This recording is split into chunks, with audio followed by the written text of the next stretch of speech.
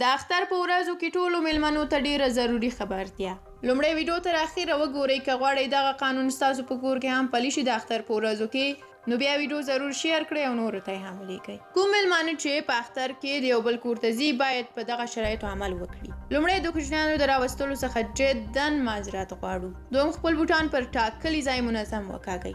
دریم د خوراک په وخت کې به ګران بیه شیان نه خورئ، هغه صرف د نمایش لپاره دي. څلورم د چای څښلو پر وخت به شور نه کوئ چې نس کمه. پنځم هر نفر تر 15 دانې پسته بادام خوړلو اجازه لري. د دې څخه پورته خوراک بند دی. یا به چای انتخابوي او یا به یخ شی دواړه نه کیږي. که چیرې مو یو ګیلاس چای چپه کړ نو د نورو خوراک اجازه هیڅ نه لرئ. که چیرې خبره دې د خندا وه خاندې به، او که د ژړا وه نو ژاړې به. اضافه تمثیل ته هیڅ ضرورت نشته. که د ډوډۍ وخت وپاتې کیږم موږ یوازې د مسخرو ست درته کړی. د کور څخه د وتلو په وخت کې به ماشومانو ته سلسله افغانۍ د اختر شیریني ورکوئ. که یې اخیستلې نه بیا ماته راکړئ زه یې ورکوم.